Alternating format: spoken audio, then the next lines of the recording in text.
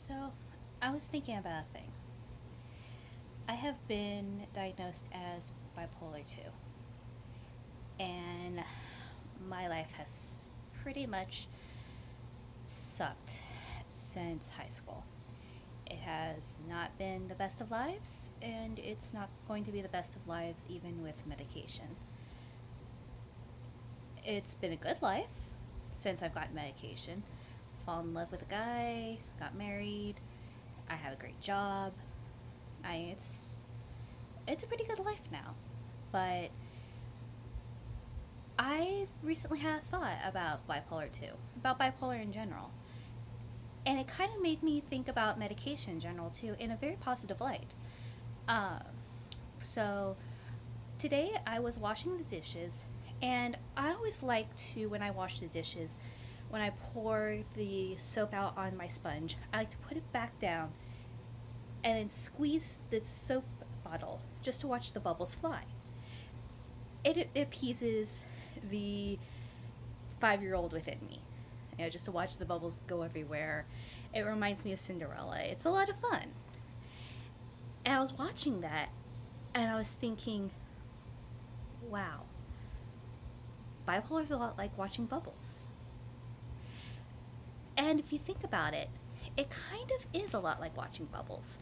Because the bubbles, they can fly really high, higher, higher, higher.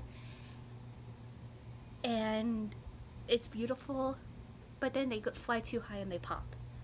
Mania. And then they can just sink and sink and sink and pop. Depression. Or you could have that one bubble that just keeps flying and flying and flying and flying. It's flying sometimes too high, too low, but no matter what, it just keeps flying. So, that's kind of what it reminded me of. And that's what unmedicated bipolar reminded me of, was bubbles. And I thought that was very interesting. Because in a way, medicated bipolar can also be considered bubbles if you take a pot, put soap in the pot, and fill it with water, and then now you've got bubbles contained in there rising up.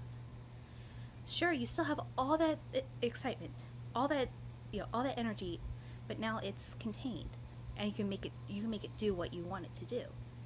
That medication, that container, is forcing it where it needs to be. Now, sometimes you don't have the right container.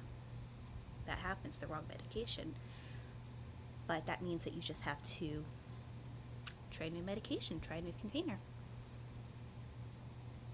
It's not always right the first time. So keep trying. So you'll find the right container.